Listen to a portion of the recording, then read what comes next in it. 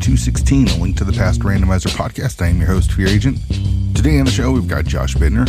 A really long, fun conversation with Josh. I'm excited for you to hear it. It's a really good one, so stick around for that. We are in the finals of the 216 podcast Cross Keys Co-op tournament. We've got Allison and Goomba versus Humbug and Telethar. Allison and Goomba were able to make the finals by beating Zelga and Dr. Marty. It was a really fun best of three series.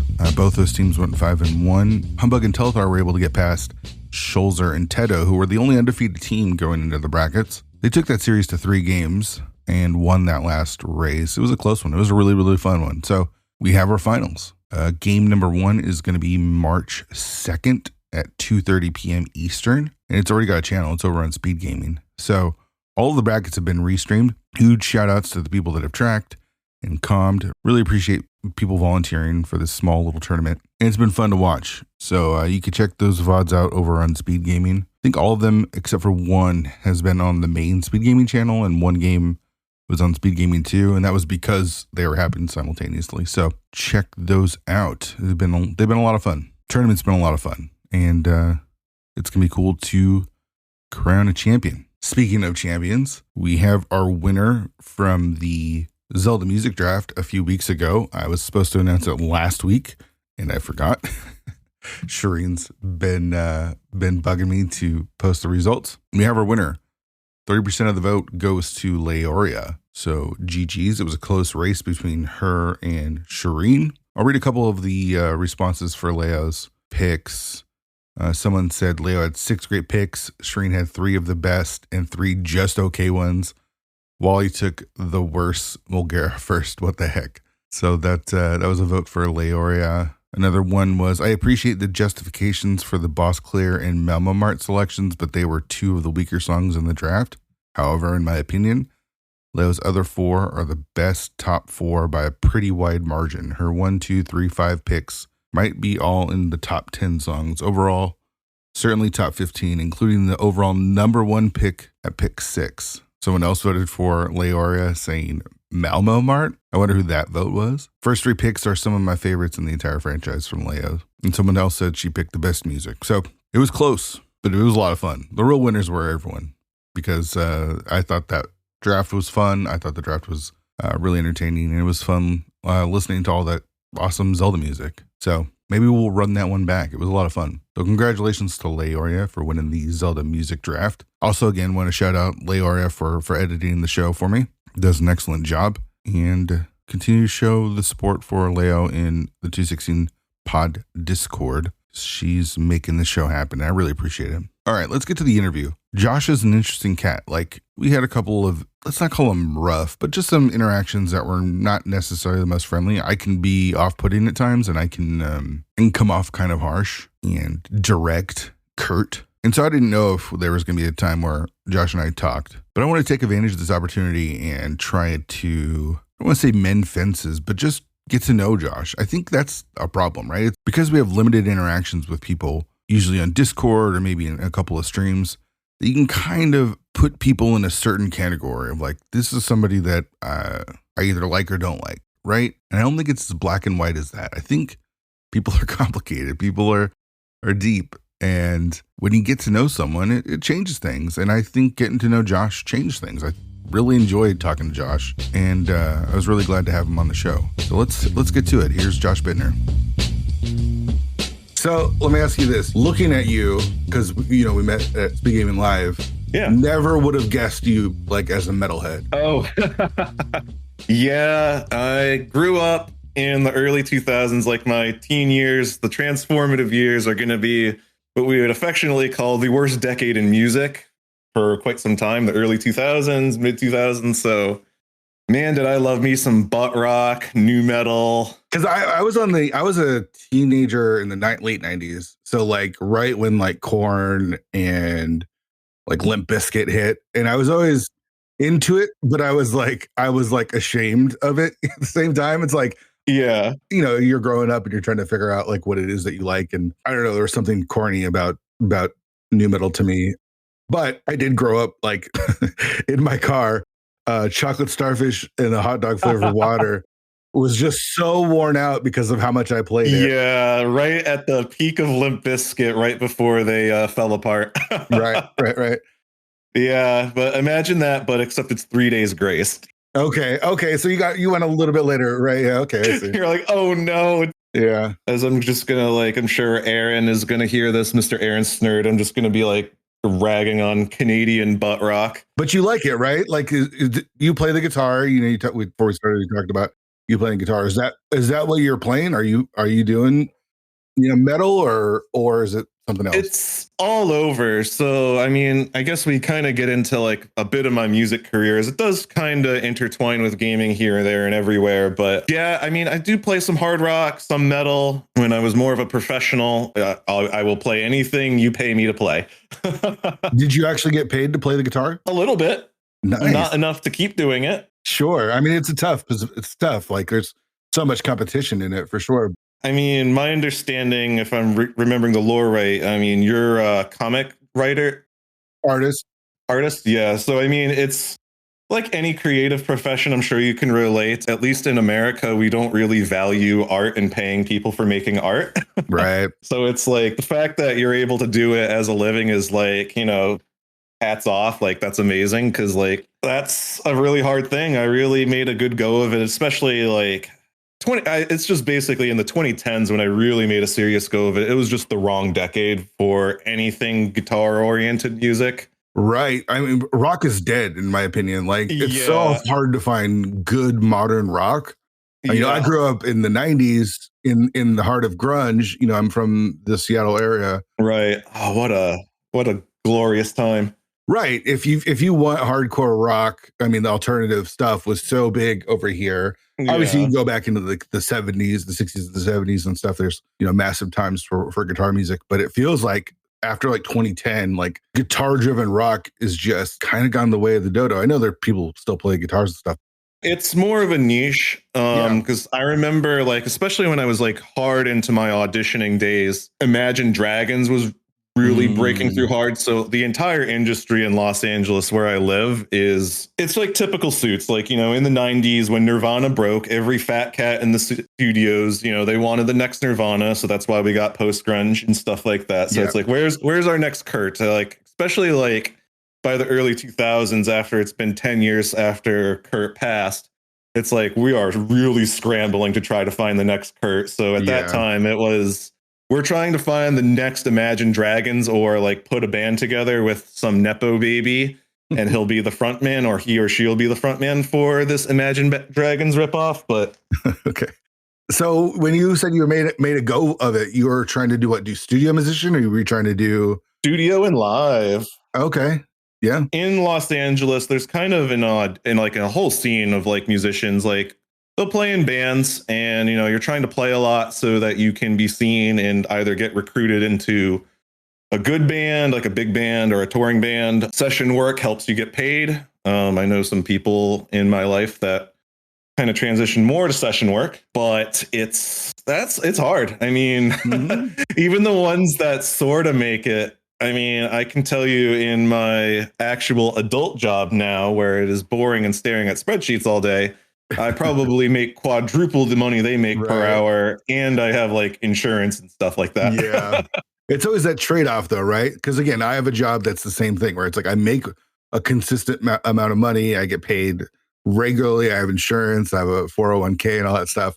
But I'm not drawing comics, right? Like, so I'm not necessarily doing the thing that I fully love. And it's like, where's the trade-off or how do you reconcile one with the other? Like, does the security of having a better paying job overcome the missing, playing the guitar? Right. That's like my buddy. Well, not buddy, my old teacher in Los Angeles. He's a graphic artist as well. So he's basically the graphic artist for anything with the company Strymon for guitar pedals. So all of the boxes, all of the art that's on the pedals. So, I mean, he gets to do some drawing and some like art, but it's all in service of a product. It's not fully creative. I mean, sure, it activates the creative juices. It's not the same though, right? Like I get it because I am a graphic designer. Like I work with Photoshop. I do art, but it's not my art.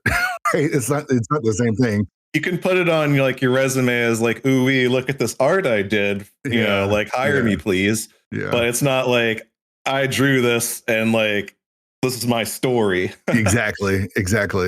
Did you grow up in LA? No. So the lore with me is I grew up in Connecticut and then I kind of like bounced around a bit. Mainly I went to college in Pennsylvania, then moved back to Connecticut after I graduated college in Pennsylvania because I graduated college in 2009 and the irony of trying to get a job in 2009 was very hard. But eventually, I moved to Los Angeles in 2012 and I attended a kind of a ripoff school to get my foot in the door some in Los Angeles called Musicians Institute. Very expensive, probably not worth it, but I had a good experience. And I mean, I learned so much on guitar and vocals in my time there because I basically became a singer full cloth through that music school, like just being taught by good singers. So I went from being really bad at singing to being pretty darn good and, not only auditioning on guitar or bass, but, on vocals as well. And that could be like from like country to rock to heavy metal because I can like growl and stuff too. Nice. So you grew up in Connecticut. Did you go to LA just specifically go to that school? Yeah, that was the start. And then, hopefully make your connections as you have to do. And then hopefully somebody likes you. And then, you get hired for stuff and then you start piecing together a career. And I mean, I did some cool stuff. I have signed more NDAs for bands that maybe performed for 6 months and then disappeared and than you could ever count. Yeah. I mean, that's the story of musicians and bands, right? Like for every one that hits, There's 1,000 exactly that don't 10,000, 100,000. There's millions come and go in LA, And I mean, I know some people that made it. I mean, I know the current guitar player for Demi Lovato and the current bassist for Olivia Rodrigo. Oh, wow. That's cool. And then, the drummer of In This Moment for the metalheads out there. I went to school with Kent. He's a phenomenal drummer and stuff like that. So, I mean, there's people that do make it. You just got to be one of the lucky ones, not only in terms of talent, but just being in the right place at the right time. Right. The image that they're looking for. Yeah. And I mean, I definitely had some cool stuff happen. I mean, like I even got to shake Randy Jackson's hand, American Idol fame and all that. He was in charge of one of the auditions for one of those Nepo Baby bands in LA. I eventually saw the guitar. I knew the guitar player I lost out to on that gig, but I mean, they were on Good Morning America one time for a single, and then the band broke up 6 months later. And I mean, that's a success story in the industry, and you're still looking for work within a year.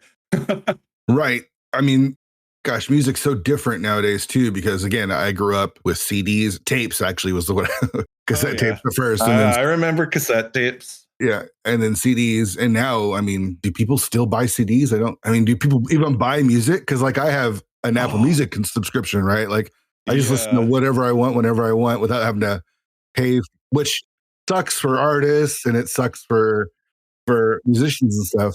Oh, I could give you plenty of lovely hot takes on how I feel about streaming as an independent artist that, streaming definitely played a part in me not making any money.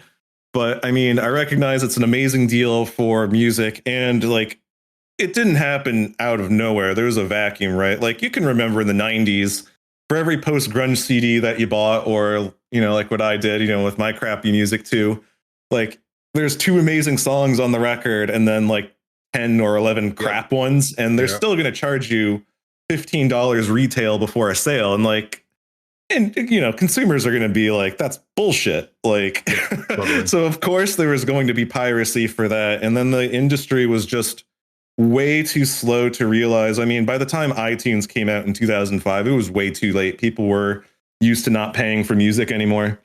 I mean, if the industry had recognized that the golden days of charging $16 for 2 songs was over, they could have pivoted to charging $1 a song quite easily. And then we wouldn't have had the piracy epidemic that we have, I feel like. Right. If you beat Napster to the punch, the problem was Napster beat the record industry to the punch. So then all of a sudden everything's free. And it's like, once it's free, how do you put the the genie back in the bottle, right? Like, yeah. I have all my music for free. Why would I pay for it? Yeah. Totally. I mean, if you have like the advice I always say, like, well, what do we do for like bands these days? And I'm like, obviously, I don't have the money to buy every single record on the planet, but like, I would say if there's like an artist that's not playing in a football stadium, I mean, maybe like think about your 3 to 5 favorite bands. If they don't play in stadiums, like purchase their music at least.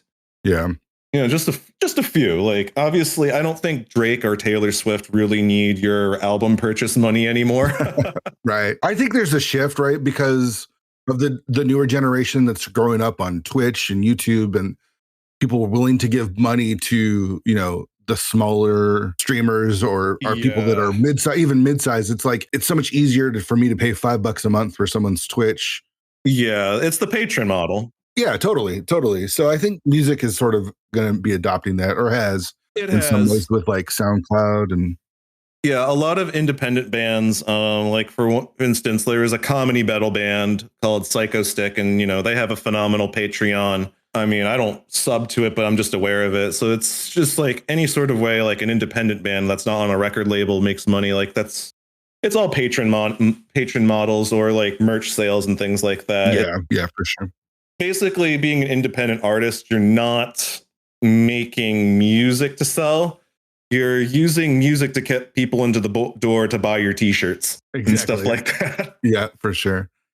So you grew up in Connecticut, you said? Mm-hmm. And were you playing video games as a young kid too?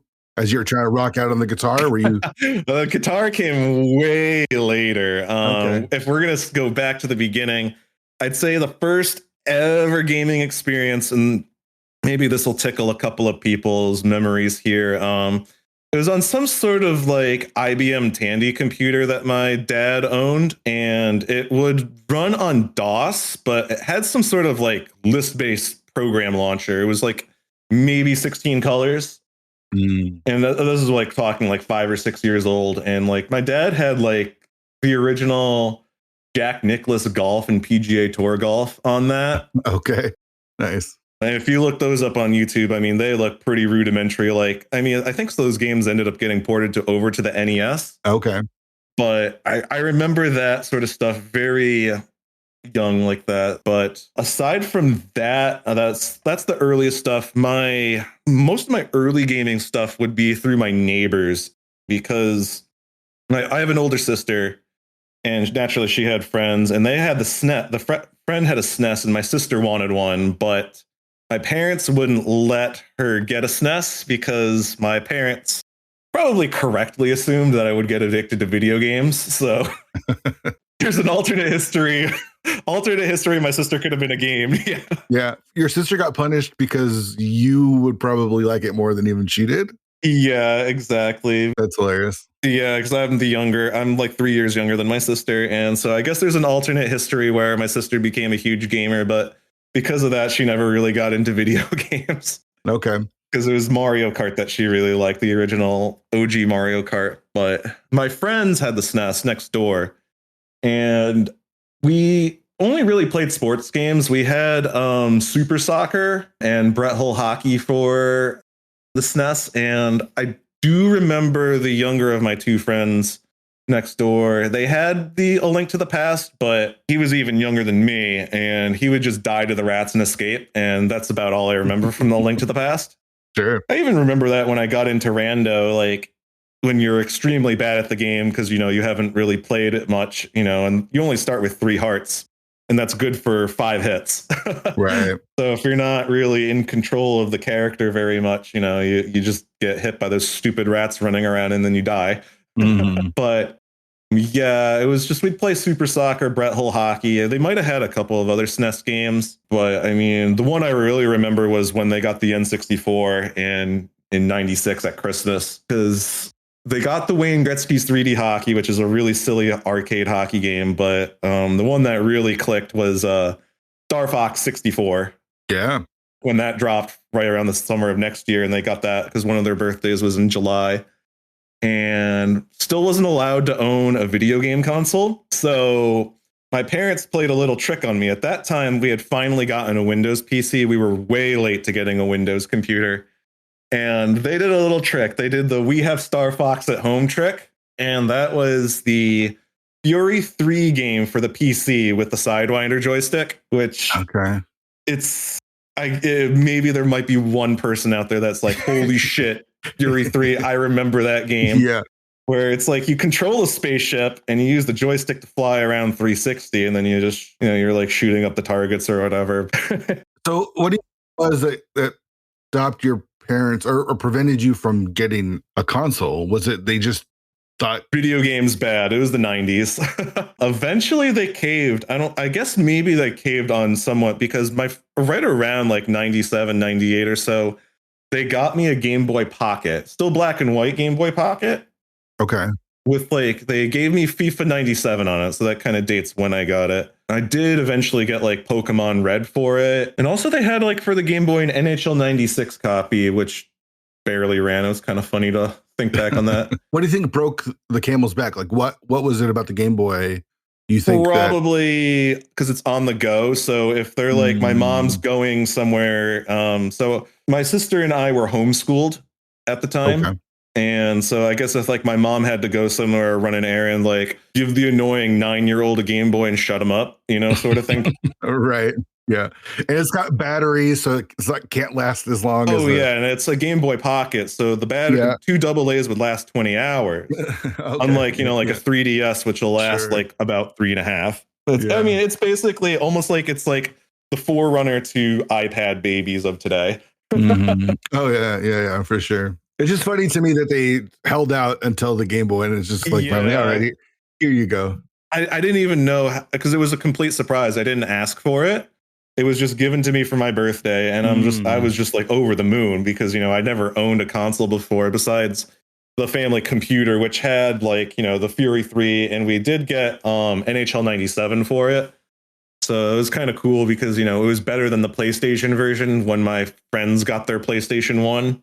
We didn't really play the PlayStation much as kids. Like they had Final Fantasy VII. I remember them dying repeatedly to Genova death on just disc 2, probably because they had no fire resistance, and like that boss would just have like all the fire attacks, so they would just kept getting wiped.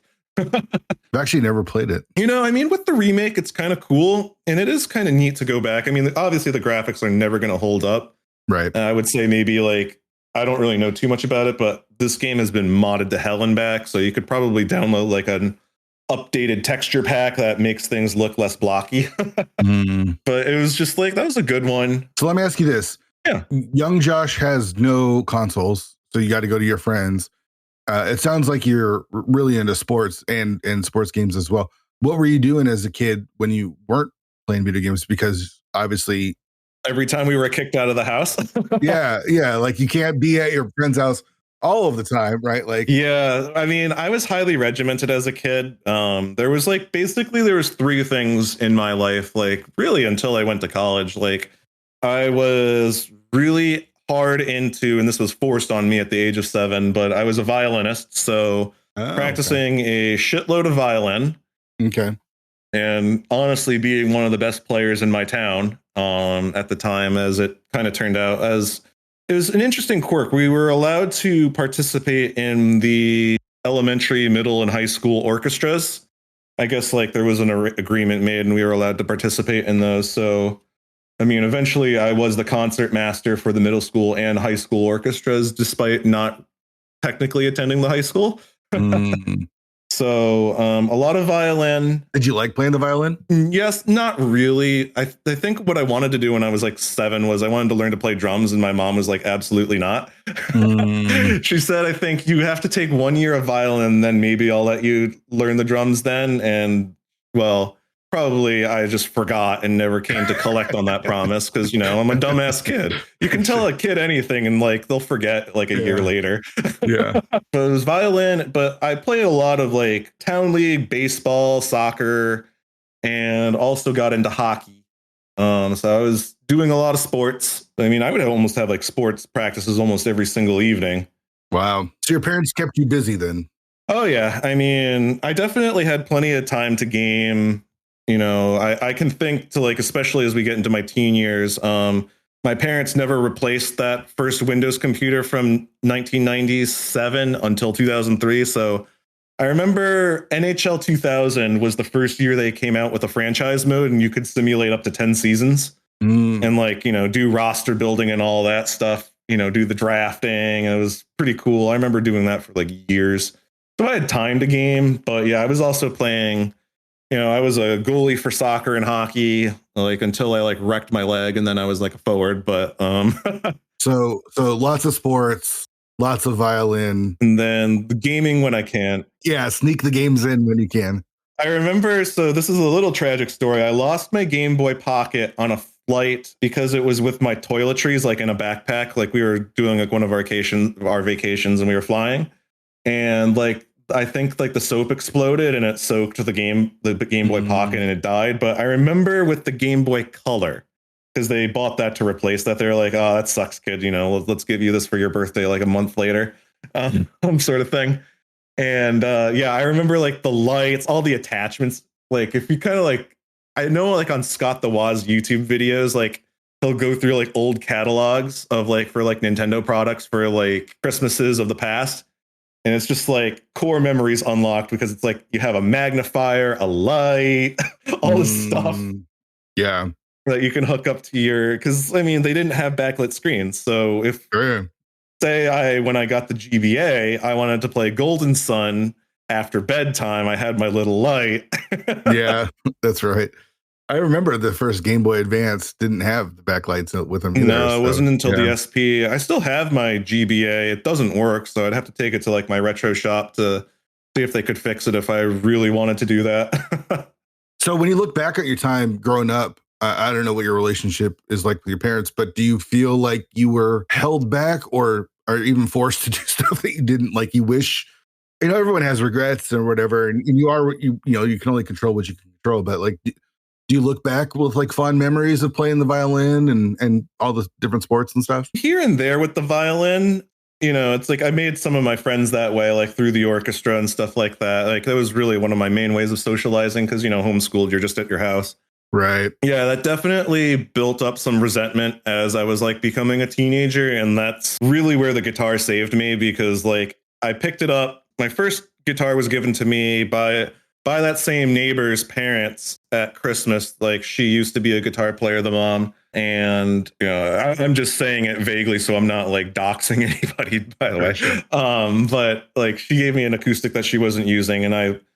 But I really, really, when I was like 15, like going into sophomore year of high school, that's when I really started going hard on the guitar because I was definitely in a rough place with my parents, especially my mom, about the homeschooling. And that was when my sister had went to college. So you're really by yourself then, right? Any sort of like resentments that my mom like sort of had, about, raising teenagers, what have you, was really just, oh, you're the only one. So it was taken out on me. And that definitely led to some sore feelings and took really until I went away to college to really repair. And the guitar, when you're 16, you hear I Hate Everything About You by 3 Days Grace. It's just like, yes, I connect to this on a personal level. Or like Linkin Park's, One Step Closer. Sure. Everything you say to me takes me one step closer to the edge. And I'm about to break. So what was your parents' reaction to you playing the guitar? Because they were kind of opposed to you playing the drums at this point. You're a teenager. Were they a little bit cooler with, did it replace the violin? No, I was still playing violin well into college. Okay. It just became like, I really wanted to learn guitar because my sister's high school boyfriend played guitar and I just like worshiped the ground he walked on. I mean, he ended up kind of being a bit of a dickbag later on, but like while it was good, it's like, oh man, he plays the guitar. He's so cool. He's like 4 years older than me. So when you're 13, you're looking up to like some 17 or 18-year-olds. You're just like, oh man, they're the coolest person ever. I want to be just like them. I want to play guitar and, rock out. Yeah, for sure. But I picked it up, and I took to it really quickly. That's when I also started getting lessons, was starting into sophomore year. And well, I mean, this is a little bit hard for me to talk about in the nowadays. My guitar teacher was Ollie Herbert from All That Remains. Unfortunately, he passed in 2018, and kind of don't really want to get into that more than saying that, because there is a litigious party involved, and the state of Connecticut is still investigating that death. So Oh, wow. I would have to tell you my opinions off stream. I do not want to get sued.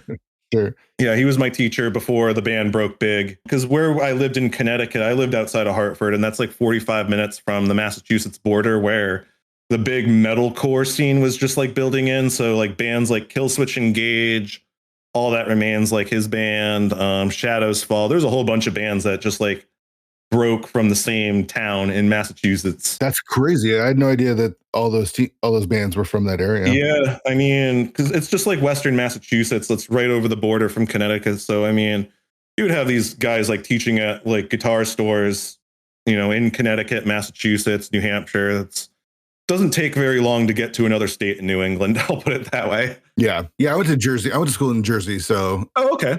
all that area is it's all so compacted together. But yeah. Yeah, I was hoping with like my band in college that, was in Pennsylvania. I mean, you'll laugh, it was Christian rock, but we were hoping to like play, in PA, New Jersey, Virginia, because it was all like everything was like a 2-hour drive, right? Like you can hit Philadelphia, you can hit Atlantic City, you can hit DC relatively easily, stuff like that. You say I would laugh, but and I haven't really ever talked about this on the show, but I grew up in a very like strict religious home. And so I wasn't allowed to listen to secular music as a kid. That's why I was homeschooled, was my parents did it for religious reasons. Yeah. And so I grew up with Christian rock. Yeah, we were trying to be Skillet in college. I remember that very, very well. I mean, I know Skillet is now like... They're a little bit more mainstream, yeah. Yeah, they're more mainstream now, but I mean, the singer is now just like cuckoo. I mean, he went like anti-vax and stuff like that. So it's just like, you're like, ooh, oh no. Yeah, that's... gosh, we could, I'm sure, talk forever about all that stuff, but that's part of the reason why I ended up leaving Christian rock, was like, just like there are folks that actually believe, and then there are just some that are using the religion for their own ends. Well, I mean, CCM is just a whole, that could go into a whole other podcast about the business aspect of Christian rock. Yeah. Oh man, I lived through it. There's a lovely book. Especially like as kind of where I'm at in my life and my journey, is like there was a really fun book that was released. It's kind of like a coming of age novel that was set in the early 2000s called like Hell is a World Without You by, I believe, like it was like Jason Kirk or something like that. I'd have to look it up, but it's just like everything about like early 2000s youth group culture. It's just like I experienced it. Yeah, for sure. So you get to college, and you said that was in Pennsylvania? Yeah, I attended what is now known as Messiah University. Okay. It was college back then, but they've since blown up and became bigger. I was looking to, and this just like shows, it's like I loved music so much. I just wanted to be on the radio so I could be a DJ, but I kind of realized 1 year in, I was like, wait a minute, radio is dying. Yeah. Like we were having an attempt at like satellite radio, but I mean, we were talking about everyone's listening tastes earlier. It's like talk about like no one's buying CDs. Like people were turning off the radio in 2005. Yeah, for sure. What about gaming as you got into college? Did you start gaming more? Yes. Like the wheels really started rolling there. So I did have some experience with like the GameCube in high school. Like we'd play Smash or NHL Hits 2002, which is kind of continuing the legacy of Wayne Gretzky's 3D hockey. It's just like this cartoon violence hockey game. But yeah, like one of my friends in college introduced me to Fire Emblem Path of Radiance. And now like, I love Final Fantasy, and I was playing that when I discovered emulating in high school, to emulate the SNES and play FF4 and like all of Chrono Trigger and stuff like that. But getting Fire Emblem Path of Radiance and then going to the GBA games was just like earth shattering for me. Was it your first kind of experience with, besides the emulation stuff, like that sort of genre? Yeah, I never played a strategy RPG before. And I mean, I would say even to this day, like Path of Radiance is one of the better Fire Emblems to be your first one. It has a good tutorial. It does have a bit of classic difficulty, but it's like a fair difficulty. I'd say by the end of the game, like it definitely will challenge you and test you, like any good game tests you on your what did you learn, like what I've like understood and read about game design, like since those days, it's like the final boss of your game should be like your final test of, okay, what did you learn throughout the course of this game in terms of mechanics, how much better you can execute versus when you started playing this game and stuff like that. And I would say like the end game of Fire Emblem Path of Radiance really does a great job of that, and that's why I would say it's a tough but fair start. Sure. But like those Fire Emblem games, and I remember also on like another 'cause I was living in the dorms in college, like another one had an OG Xbox with Dynasty Warriors on it, and I freaking loved that game. I did end up getting a console though, like when I was rewinding a bit, like this also kind of dates me back to being like a young teenager in the early 2000s. I had a paper route, and that's when in 2001 I got the N64 for myself with my paper route money. Oh, nice. Yeah, it was one of those gold Toys R Us N64s. And yes, I'm aware if I had still had the box alone would be worth like $300 Wow. because it was like super rare. Yeah, I don't even know if I've ever seen a gold N64. It's just like a painted gold console. Sure. Yeah, I know they ended up coming out with a whole range of colors. Yeah. Like I ended up getting like a purple one. Yeah, I still have a purple and blue N64 controller to have the kit of 4. I mainly bought it because it came with 2 controllers. I was like, ooh, that means, it's a free pack and controller. Nice. You're a kid. Yeah, totally. 100%. Yeah. It's kind of like more recent. And like in 2017, I finally wanted to get a 3DS, and it was right after Christmas, and all of them were sold out because like 2016, they discounted the 3DS to being dirt cheap. And the 3DS that I ended up getting was the very, very banana yellow Pikachu one that is now apparently worth a lot. Oh, wow. I bought it because that's like, I wanted a freaking 3DS, and that was the only one I could pre-order at GameStop.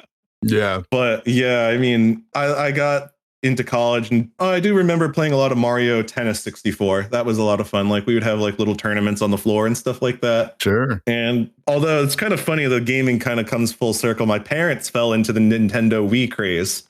Oh yeah, I felt like the Wii was perfect for an older generation, because like I remember when we first got the regular Nintendo, and my dad was using the controller, and he'd flick the controller up to like try to make Mario move and jump, you know what I mean? And so, it's funny, like 20 years later or whenever, however long it was when the Wii came out, when you could actually start doing that stuff with Wii remote. Yeah. My parents loved like the Wii bowling. My dad, like kind of circling back to my dad's, like he would play the PC golf games on the computer, and like getting like Tiger Woods golf for the Wii was just like such a joy. Yeah, I bet. I do remember one sidebar about like my dad's love of PC golf games, because I would play with him, just like as a dad-son thing. And, it was kind of fun to play. It's just like, it's a 3-click golf, kind of like Mario Golf, where you tap A to start the swing, tap A again to get to the top of the swing or however much power you want, and then tap A a third time for like the accuracy. Yeah. I remember in 1997, we had dial-up internet. This is still not 97. It was 1999. We had dial-up internet. Tiger Woods 99 demo dropped, and my dad wanted to download it, and it was a whopping 28 megabytes to download a 3-hole demo.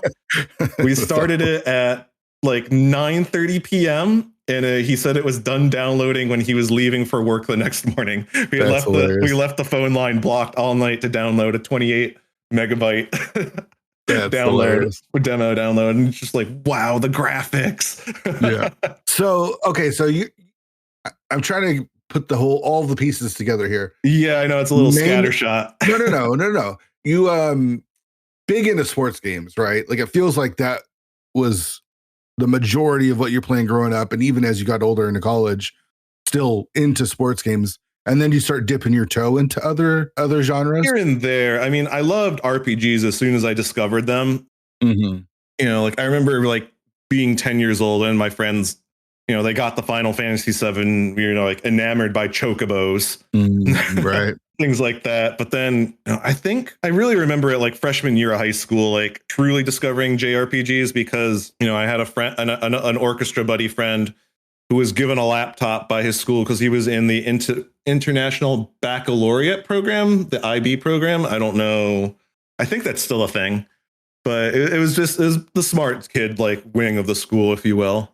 Mm-hmm. But they were given laptops, and like he had a very early version of SNES 9X, and he was like playing Final Fantasy 2, which we now know is 4 on it. I'm like, whoa, what is this? And then like he was showing me Chrono Trigger and stuff like that. I remember, or reading about. I don't remember. It's like I have like all of the ROMs from like redactedwebsite.net. Sure. Where it's just like you're downloading. I like all of my ROMs for like that are on my FX pack for Rando are like 20 years old when I downloaded them, like my Chrono Trigger, my what have you. Sure. And I remember getting the cartridges for Pokemon games. Like I remember in 2000, I got the dual pack for Pokemon Gold and Silver. I got Golden Sun 1 and 2 for the GBA, stuff like that. So was it a lot of RPGs and sports? Those are kind of like that was really genres. Yeah.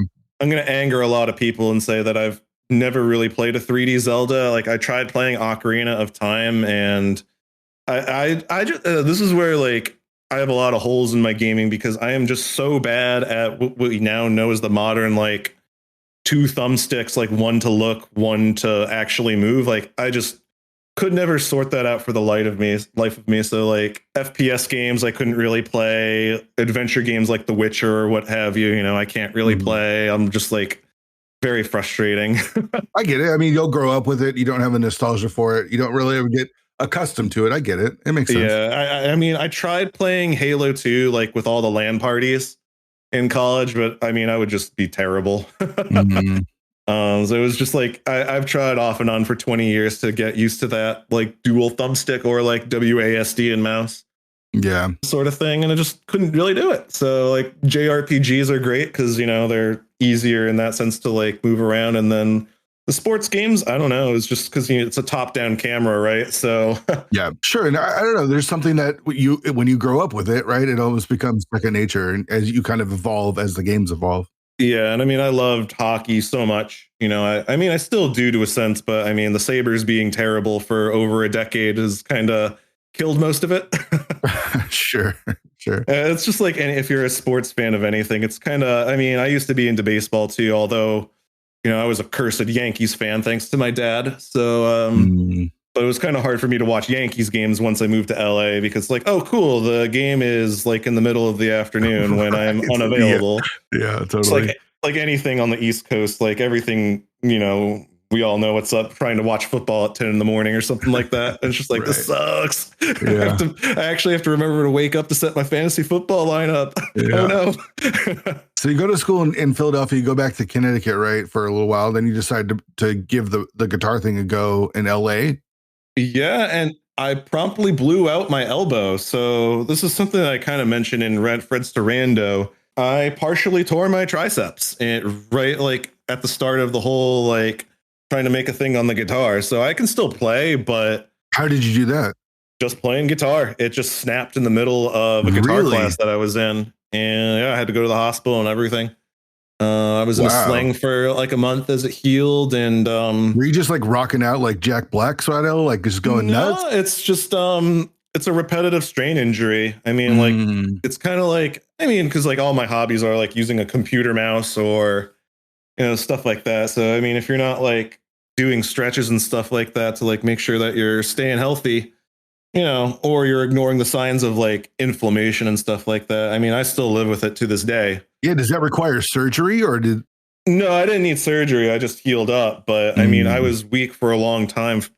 It was actually something I documented in 2022, right at the start of when I did the Casual Boots tournament for the first year. I remember like, I think the first photo I ever pictured was me in physical therapy, like finally, with a big boy job and insurance and stuff like that. I'm like, sweet, I can get like physical therapy on this. I mean, I'm going to be living with what I've got forever, but like actually, they have you pick up a hammer and twist it and stuff like that, just trying to regain some strength so that you can like function in life and stuff like that. Cause yeah, I mean, it's a pain that I got to live with every day. I just manage it and it's better now. So you don't have to like worry. I remember this is like some psychotic stuff like around in 2022 in order to play Rando.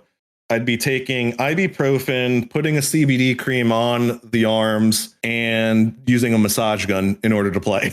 Wow. So how soon into moving into LA does this happen? Is it pretty early on? Yeah, so that's why when I graduated from the music school, I switched to voice. So I'm like, well, I'm a pretty good guitar player. I'm good, and I realized also I'm good enough where I could get a gig just at my current skill level.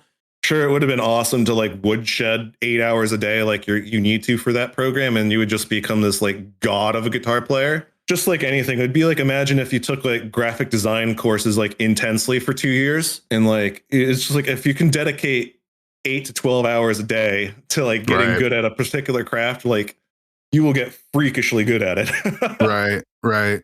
And like that was like the case for me on voice. I mean, I had done some singing a little bit before I went to that music school, but I had never been a lead singer before. Like I did harmonies before that because I have kind of an inborn skill called absolute pitch. So I can hear the notes of like music and things like that just without any sort of reference, or sing back anything without a reference. Mm-hmm.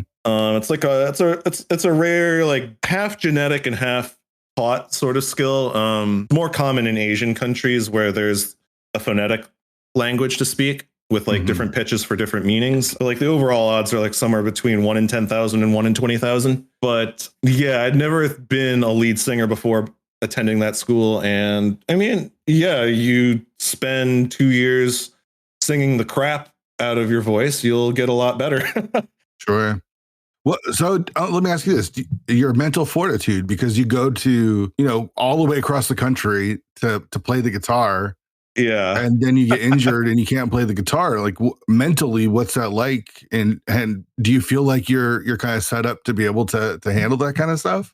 I mean, yes and no. I mean, it's just like my mental state's kind of like one of those. It's like, well, what are you going to do? It's like you either, when a problem hits your way, it's like you can either get through it and get around it and over it, or you just let it like take you out. I mean, I could have packed my bags and moved back to Connecticut. Sure. But I didn't want to do that, partially because, I mean, everyone like craps on LA and it's warranted, fair. But I mean, there's a lot of positives to living in Southern California. I mean, today aside, to date this recording, I mean, it is raining today, but 250 days of blue skies does wonders for one's mental health. Sure. I mean, yeah, it gets like ungodly hot in the summer sometimes, but like I do like living here and stuff like that. And now I'm married, so and her family's here, so it's kind of hard to pack the bags. Sure. Yeah. I mean, it was just like I can either drop out of the school or I can continue and learn voice, where frankly, I needed a lot more work anyway. So it was just like, I was just hoping to be more of a shredder back in those days and like play, like, cause I used to be able to play stuff by like Dragon Force and the like, just like super technical music. But like, I mean, now my overall interests have changed, where it's just like, I don't mind guitar solos, but sometimes they get to be a bit overbearing. Sure, for sure.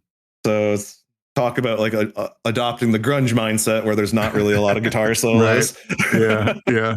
So when do you get introduced to like the idea of speedrunning or watching streams, even Twitch? There's two parts to this. In 2011 or so, I remember the concept of Twitch being a thing because I used to play a browser-based RPG called Kingdom of Loathing. Okay. And the lead designer, and this is like an RPG with like stick figures as like the art. Sure, it's a browser-based RPG. Yeah, right? It was like intentionally low quality like graphics. But he would eventually, and I played that from like 2007 into like 2013 or 14. But like by 2013, he would stream randomly once in a while, like just drawing like the art for the game, and then like capturing. So he would do it like on a Wacom tablet, and then code it into the game off screen, so where we couldn't see it because you don't want to see the coding, so that and any bad people can do bad stuff.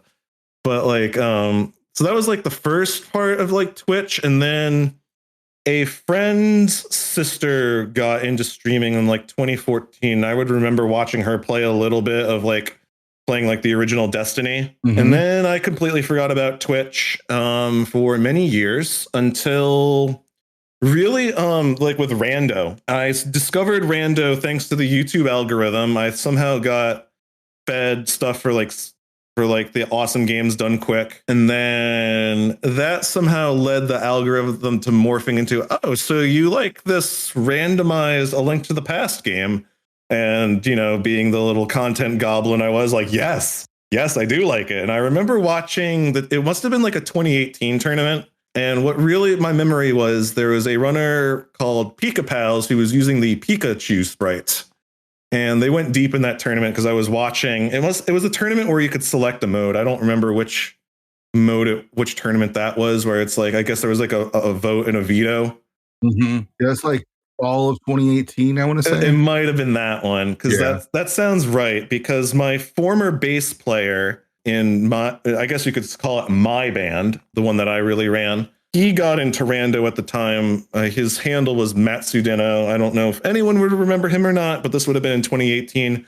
I just remember him posting to Twitter a couple of times about Rando, and I thought it was cool. So I guess probably the YouTube app on the iPhone, which naturally all of the apps on the phones have everyone's data. Right. So it's like, oh, clearly you were talking about ALTTPR randomizer on Twitter. So here's some YouTube content. And must have been that tournament. And I remember Pika Pals going deep until he ran into this runner at the time called ALG Andy. Yeah. Did you say you know Pika Pals? No, I just saw him. I just saw them running. Because I like the sprite. I was like, whoa, that's the Pikachu sprite. And they're still in the tournament. And they're really deep in it. Yeah. And like, I think they specifically got bounced by, I'm like, that ALG Andy, who's just Andy now. Yeah. So what was it about Rando? Because you obviously didn't grow up playing Link to the Past. It was just interesting. Cause like, I just thought I was just enamored by it. Just like the randomizer part of it. I had played A Link to the Past on the GBA, so I played that in like 2002. Okay. And I played it only really one time through. And I was like, oh, this is a great game. And then I just moved on to probably playing some other JRPG like Breath of Fire 1 and 2 on it. Sure. It was the randomizer. And then it started after like I kind of ran out of tournaments, or it started feeding me. And that was in 2018. And then it kind of just stopped feeding me that kind of content. Until early 2020, and it started giving me Andy streams. I guess the algorithm was like thinking, he liked this like a year and a half ago. Let's see if we can feed him some content from somebody posting their gameplay from Twitch to YouTube, and that was Andy. Yeah. So I was just like watching him play, and it never really occurred to me for like 4 months to like actually go over to twitch.tv/Andy and watch. And eventually I did, and that was a early ladder match, and it was Andy versus Chelsea X Lynn.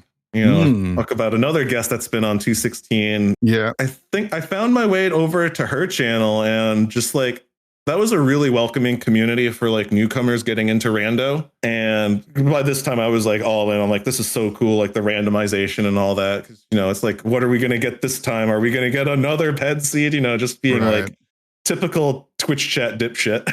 Well, that's the thing about chat is it's when you're not playing or when you're new to it or when you don't see it a lot, that the idea of like ped is like, oh, that seems so spicy. When in actuality, when you start playing the game, you realize how silly all that stuff is. But yeah, and then you just as you're playing it and you're like have a better sense of routing, you're like, you can start to sense, like, especially like in an open 7-7 or something like that, you just kind of realize like, oh, I see where this is going. This might be ped.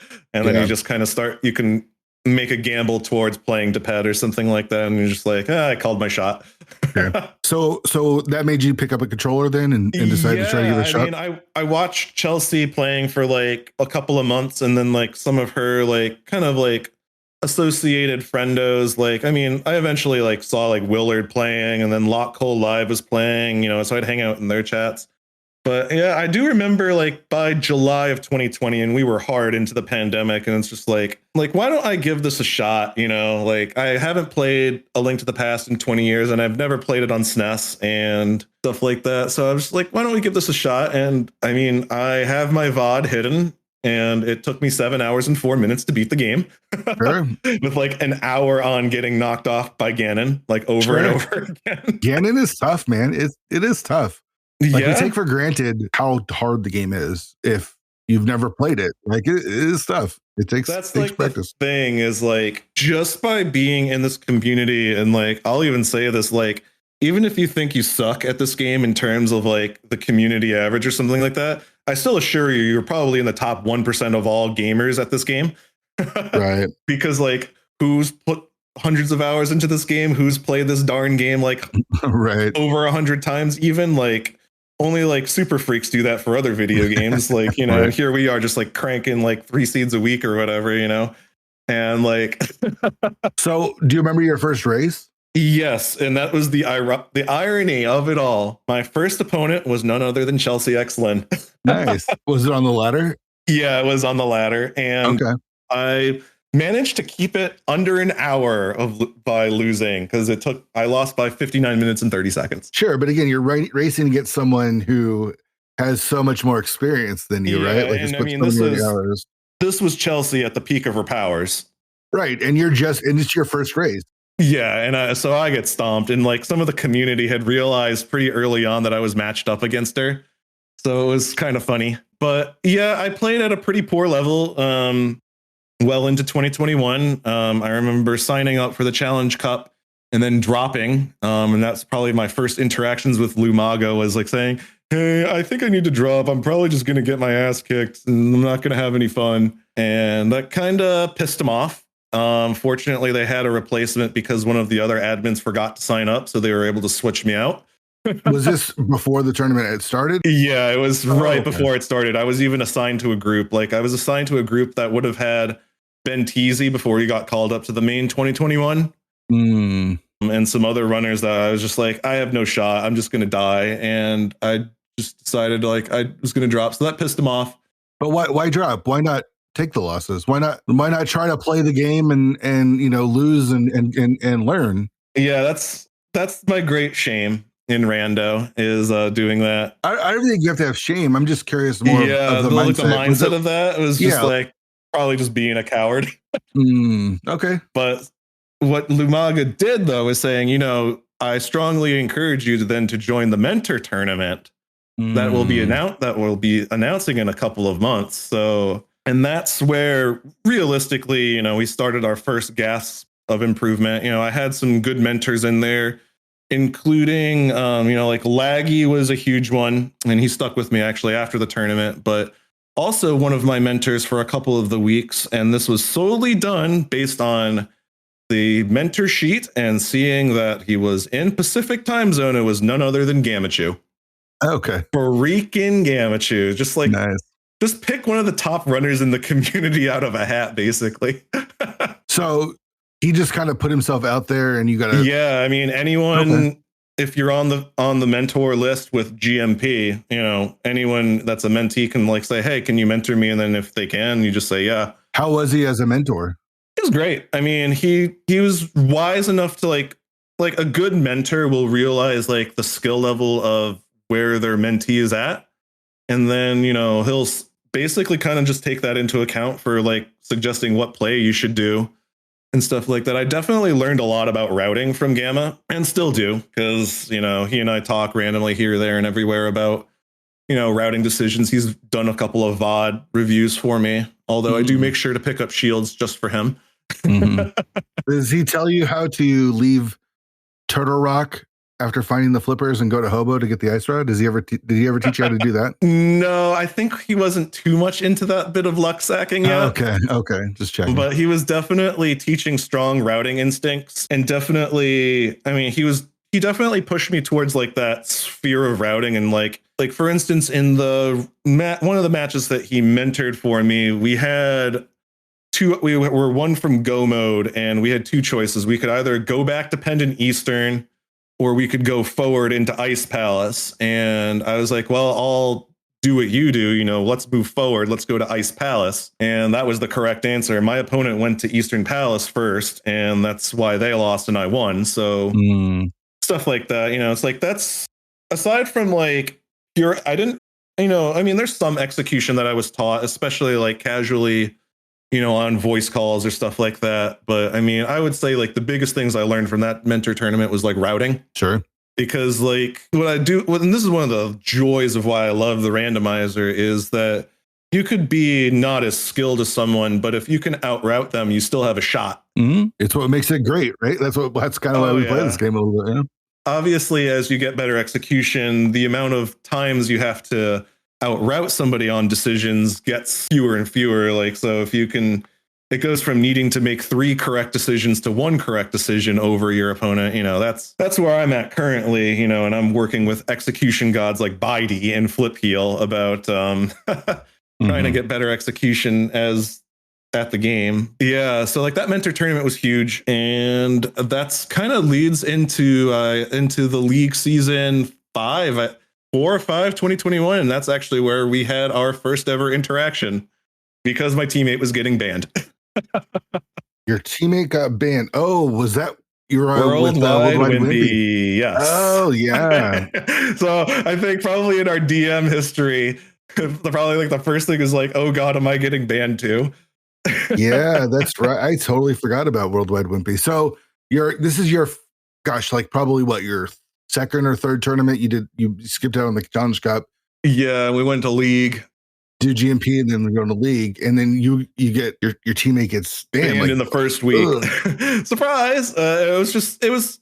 He was trying. I feel bad in a way because like Wimpy literally never came back to Rando after that in a way. Mm-hmm. But I mean, he was just trying to like calm me down but he definitely did break the rules where, you know, you're not supposed to look at the other streams and stuff like that, where that's why he got banned for the rest of the season. Yeah. And he also got like a 1-month ban from the old racing council at the time. But I mean, It was just like, I was so green. Like I couldn't even do a Master Sword Ganon. So I was like freaking out about trying to do that. But like I had formed that team with someone else from that mentor class. I'm trying to remember what his former username at the time was. He eventually went to Super Rando Brothers and he doesn't play anymore. Okay. And then we had High Ruler replace him. High Ruler still plays on and off. Mm-hmm. And yeah, we got our teeth kicked in that season. Well, I mean, again, you're going from not playing in any tournaments other than GMP where you get, a mentor, right? You have a literal mentor through it to your first tournament. Yeah, and I did decently well in that mentor tournament. I ended up in the second tier bracket as the number 1 seed. There was a clump of 4 runners ranked 13th through 17th, and just based on like times or whatever, I was put to 17th. And then, I won like a round or 2 in that. But once you're like out of the general population and, out of that little cocoon of like similarly skilled runners, and then you go into even just the open league, that was quite eye-opening. I lost every single race I played. Yeah, it's tough. I mean, you think open league means easy, or you would assume the open league means easy. That's not the case at all, right? There's only a limited amount of spots in the invitational, so there's a lot of players that could or should maybe be in the invitational. There's just no room, and so you get a lot of really strong runners in the open. So let me ask you this: what was your and your teammates' reaction when your teammate gets banned, and how do you handle that? And was there thought of like, oh, maybe we just call it a day? No, Super Rando Brothers and I wanted to continue, so we just went back to the free agent list, and High Ruler seemed like the best choice from what was available, and we went with High Ruler, and we just kind of kept going. I mean, it was definitely a bit shocking. Like as soon as we learned that he was in trouble, we were like, "Oh crap," mm-hmm. But we got through the season. That was so that was in 2021, and it was definitely like, wow, very challenging. And then it definitely forced me to go back to the lab a little bit over the next like 4 or 5 months, where I would work with Laggy a bit on some execution stuff, like in advance of like Challenge Cup 2022. Mm-hmm. It's like, I really feel like pre-mentor tournament 2021, like I just like call that being a newbie and not like having learned much. I mean, I got a little bit better as like 2021 rolled along towards the mentor tournament. But I mean, in my first 2 seasons of ladder, I went 2-20 and then like 9-19. So it's just like, until I got to the mentor tournament, I was just like routinely getting my teeth kicked in. Sure, but you were enjoying it enough to keep going, right? Yeah, I guess it was just like it's just like what I enjoy also about the randomizer is, now that I'm an adult with an adult job, and well, I've been an adult for quite some time in terms of having like an actual job, Yeah. not just trying to play guitar all day long or something like that, or singing all day long. Like, like you think about like the limited time that you got in terms of gaming. It's like JRPGs, especially these days, like, your Persona 5s, and you go on to howlongtobeat.com and you're like seeing, yeah, this JRPG that you think looks really cool. Oh, cool. To like do like the main story and like extra content. It's like 140 hours. And you're just like, yeah, I can either like chip away at this game and play like 3 JRPGs a year, or I can boot up a rando seed and I'm done, in like 2 hours or less. Like, that's awesome. Sure. I love that about this. Yeah, for sure. But yeah, it's been a good experience. Like, and going into 2022, I got lucky I had a fun group in 2022. It was kind of like going full circle. I had Lumaga and Temp in my Challenge Cup group. Nice. So you went to qualify for the main tournament, right? Yeah, and that just, stunk up the joint. Sure. It's just like, it's very clear that I was nowhere near it. And, I did advance out of that group with a 4 and 2. Lumaga, I think, took the group. I'm trying to remember how that group went, but like, I got to the round of 64 and I played a German runner, Ascend, who I think is now, as of this season ending in the league, is graduating to the top league. I think they made it. I'm trying to remember, but I mean, I think they're now an invitational, or they might be, or they were in the playoffs of the league this year. They were good. They stomped me, and it was kind of funny. It was like, it gave me the bloodlust. I wanted to keep going. Yeah. And I was like, man, what if I should make my own tournament? Like, how hard could it possibly be? Is it how Kaz Boots started? Is you just kind of wanted to do your own the Red thing? Mist. And fortunately, and this is where I shout out like Mr. Aaron Snurd and Dr. Earworm. Aaron was the first to come aboard. We grew up in Chelsea's community together. Right at the same time, and I've been chasing him ever since. In terms of skill, he won that mentor tournament in 2021 and all that. Mm-hmm. And then Doc kind of like heard about it, and then he wanted to join up. So like the 3 of us made the tournament. And I mean, you admin the league for quite some time. Like, it's so how hard could it be, right? Right. And then you get behind the curtain, you're like, oh no. Yeah. I mean, the big thing comes from restreaming races. I feel like most tournaments are pretty easy to run. It's trying to broadcast, gosh, how many races are ran in with a tournament with 100 plus people. It's just like, it becomes a nightmare and a logistic nightmare, and trying to find volunteers and all that kind of stuff. Yeah, because speed gaming got interested right away, because I mean, casual boots is a popular mode, and and this is like how wet behind the ears all 3 of us were at the time. Like, we didn't consider that a lot of people would be interested in playing a very popular mode, right? Or that also speed gaming would be interested in broadcasting that because it's a popular mode, right? So, I mean, it's like every person that's kind of like been bothered by the tournament in terms of like our admins, like we were learning flying by the seat of our pants and learning as we go. Still are, Is it safe to say that you're a pretty competitive person? Yes, I definitely can run a bit hot. Okay. I mean, that just goes back to playing hockey growing up. You get to be, this is a really kind of a toxic attitude that we're trying to not have coaches say these days. Like, but I remember like back in the day, the coach trying to inspire you, like saying, there are players who love to win and there are players that hate to lose. And so I just hated losing so much, like growing up. Sure. And I would do like it's because, they're trying to like, what would you do to win sort of thing? You would do anything to win. You're trying to inspire, but does it create an unhealthy look for competition, right? Like where, yeah, I get it. I mean, most people aren't going to be playing in the NHL or the NFL or professional, where it really, really matters. And so can you have a healthy approach to competition is it's just like everyone thinks their special little boy or girl is going to be a professional athlete, like especially when you get into the elite programs like I was getting into when I was like a young teenager and stuff like that. But I mean, even the reality is for like these like developmental leagues, like you'll get like 5 players that'll play D1 collegiate sports, and then maybe one of them gets a cup of coffee in the big show. Right. Yeah. Yeah, it's true. I mean, talking about like guitar playing or being an artist and stuff, it's like you just got to be one of a million. Yeah, totally.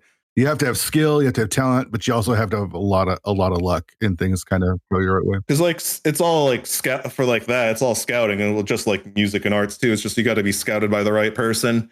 Yep. You know, being like someone's got to believe in you and stuff like that. Yeah, very competitive. And I mean, I definitely run hot, and definitely that's I would say like if I don't, and it's kind of fun. It's like I've kind of taken your advice like from previous podcasts, like. You're feeling heated after a loss, like maybe don't chat in the post-game chat on the ladder or what have you if you're just like blowing, your face is completely red and steam's coming out your ears. Usually, like, of course, by the time the chatty part is closed, either by race time or the ladder auto closes, like then I'm cooled off. But like if I'm like steaming because like, man, I shouldn't lose this one, I should have won this one or what have you, like I can be pretty hard on myself, but like, yeah, it's definitely like anything that, and I'll own up to like personality flaws in myself about this sort of stuff. Like anything that like someone might dislike about me, it was like 10 times worse 10 years ago.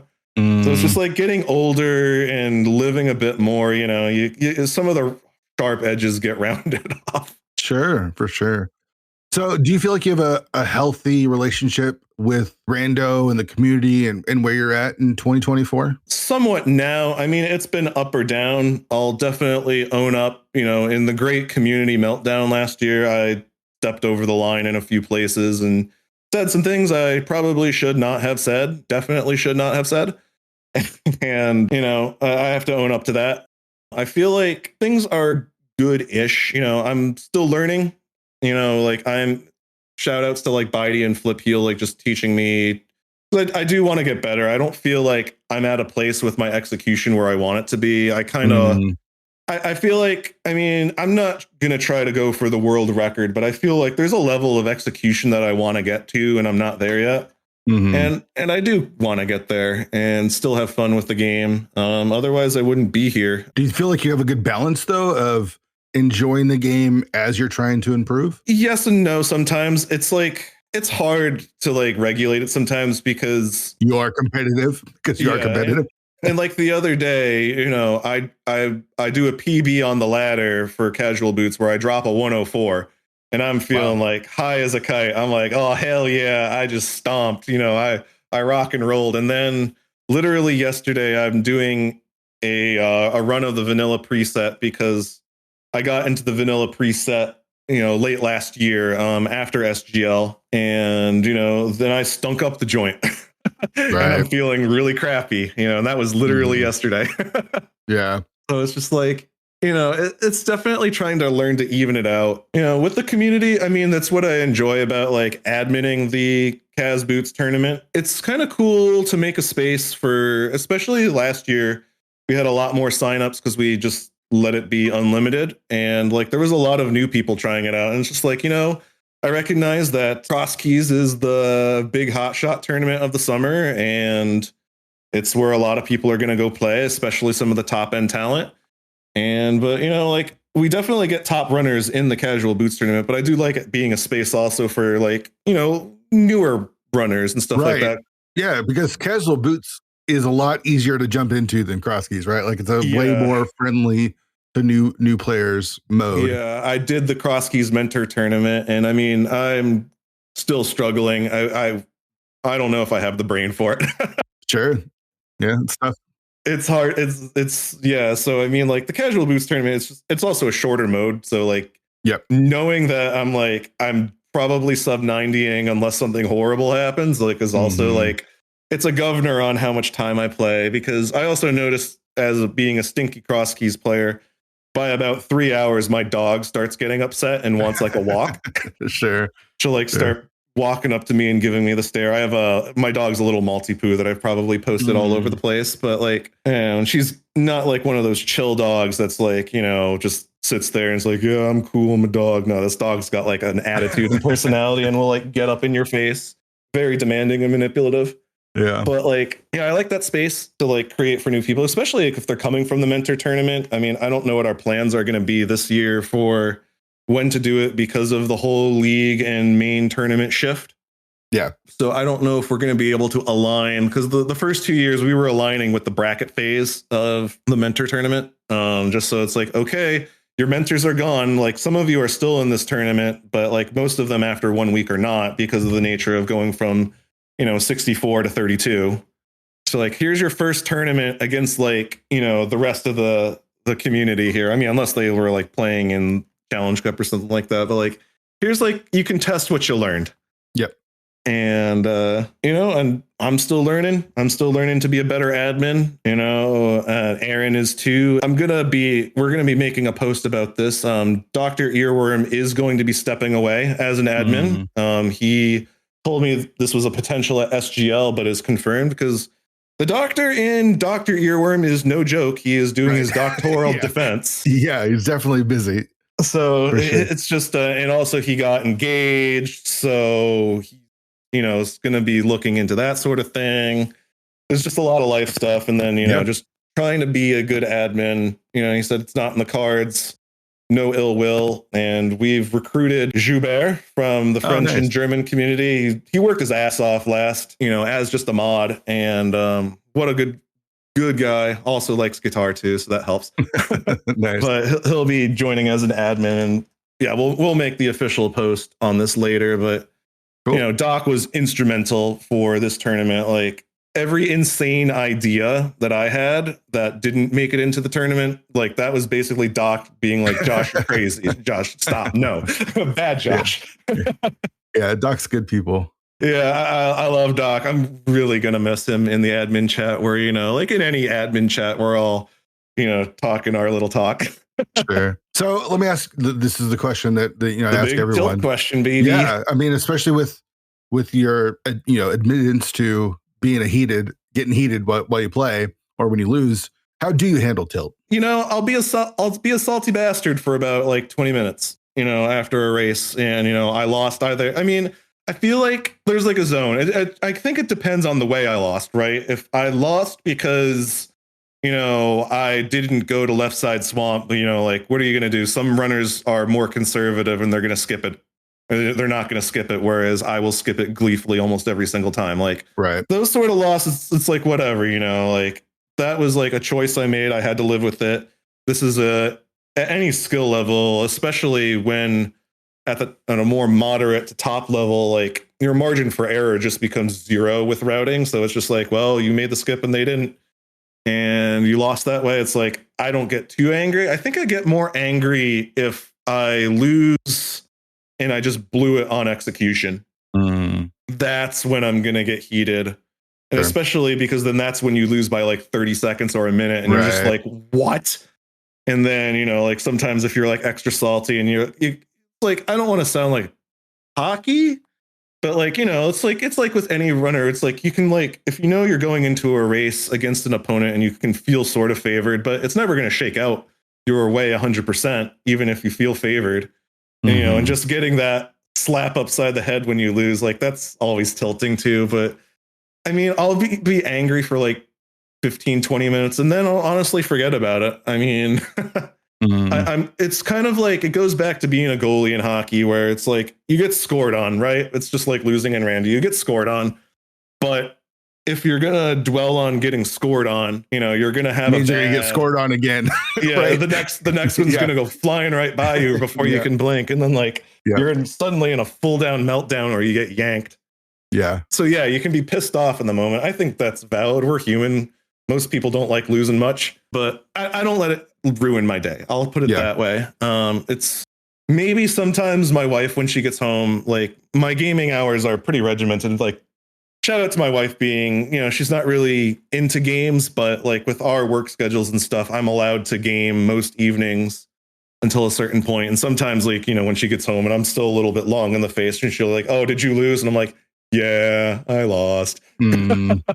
Yeah. But, you know, it's like one of those things where it's just like, dang, you know, it's like, I don't let it ruin the rest of my evening, though. I usually shake it off by like an hour tops or so. Like, it doesn't really stew for that long. I think that's important. Like, you're going to be upset if you lose, but Yeah. you know, I do think it's important to have that balance, is like where it's like, yeah, you just can't let it ruin your day. It is just a game. We're not even getting paid for this, really, unless like you're a full-time streamer. Like, big ups if someone is. Yeah.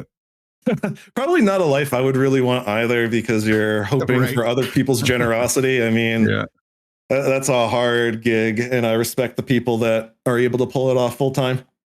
Yeah. But like, yeah, I can't let it ruin my day. It's like, you know, there's always going to be more rando, and maybe the next one's going to go better for you. But it's definitely, you know, it can be a struggle at times. I will own up to being a bit of a sore loser at times, or being salty or heated. And, you know, apologies in advance. I'm trying to be better at it. Sure. I think being, you mentioned it, being salty is okay.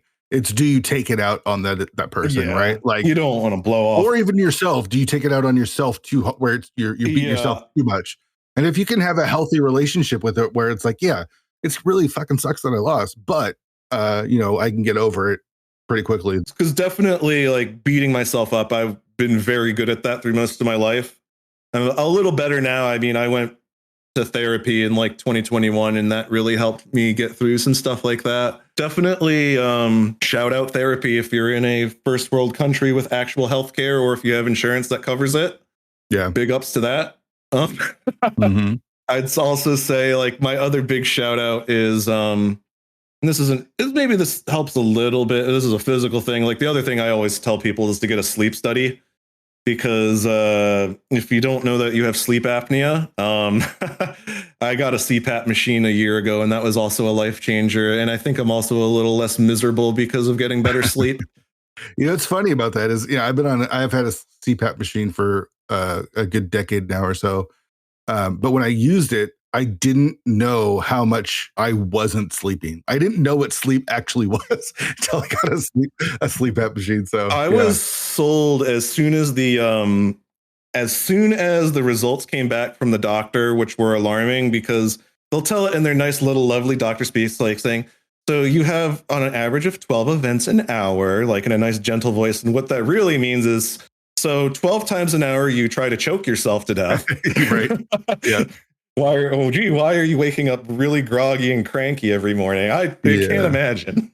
Yeah. But yeah, I mean, that has also, like, those two things have also helped my mental state through the past couple of years. Yeah. Funny to think about that sort of thing. It can be just like generally just taking care of yourself. It's just like, I encourage everyone to take care of themselves, you know, like with the ways that you're able to do it, you know, just if you can take care of your health and be in a better spot than you were a year ago or 6 months ago, like, that's awesome. You know, I'm always going to support your journey and always trying to be a better person, whether it be in rando, at another skill, or life in general. Yeah, for sure, man. Well, thanks so much for coming and doing the show, man. I know you and I haven't always seen eye to eye, and I know that there's times where maybe butted heads and stuff, but oh yeah. I mean, it's definitely one of those things. It's funny, you know, I was kind of cool, like, getting to be able to chat like this, because, like, yeah, I mean, we had it's like talk about, like, things past. I mean, like, we definitely butted heads over the Specky clip and stuff like that. And sure.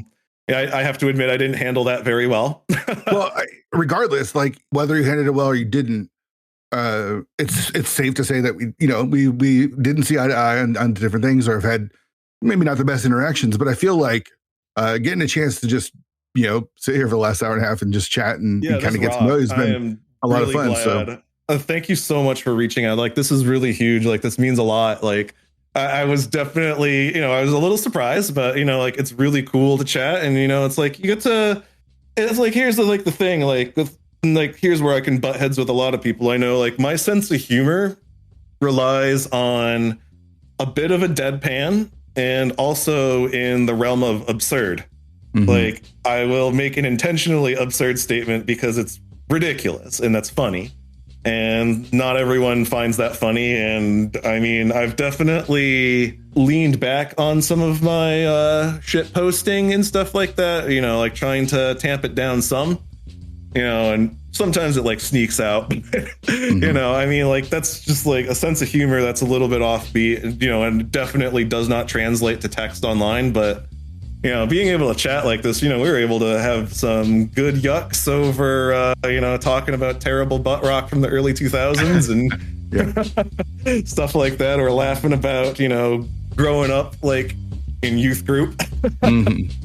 Big relate to that. You know, it's like, it's always, I do try to find common ground with everyone. And I mean, I'm not the best at it sometimes, but I try. And you know what? I think that's the best for everyone, is just make your best effort. Once again, want to thank Josh for coming on the show. Didn't really know much about Josh, so it was really good to learn his backstory and just to hear like what makes him tick, and yeah, it was really fun, enjoyable conversation. Could relate to Josh on a lot of different things. So huge shout outs to him for coming on the show. Really appreciated that. And yeah, I hope you enjoyed that one. I thought it was a really good conversation. Next up, gonna have Pichu on the show. Pichu is one of the members of the French community. Real strong, up and coming racer. She was one win away from making the top 4 with her co-op cross keys team. Came down to the last week. It's been fun watching her play. Like, you've seen like a lot of improvement over the last year or so, and I'm really interested in getting to know who she is and her story, and I think it'll be a fun one. So come back next week for that. 216pod.com has the links that you need. Link to the Discord is over there. Come hang out as we talk about whatever's going on in the community. You can hear me complain a little bit about Baldur's Gate 3. Not really complaining, mostly my mistake. I'm doing solo runs. I was up to level 9, almost to level 10, and accidentally set off a nuke. Don't know what I was thinking. I was thinking it was just a barrel, but I knew it was more than just a barrel of explosives, and I blew everything up, including myself, and ended my run surprisingly. I was in a really good position to head into Act 3 in a really, really good spot, and I did something so dumb. But I restarted my solo run, and I found that I can get to level 5 on no long rests and in about 5.5 hours. So that's pretty cool. People just chat about stuff over at the 216 Discord, so come hang out with us. It's a lot of fun. That's going to do it. Really appreciate everyone listening. Come back next week for Pichu. See you then.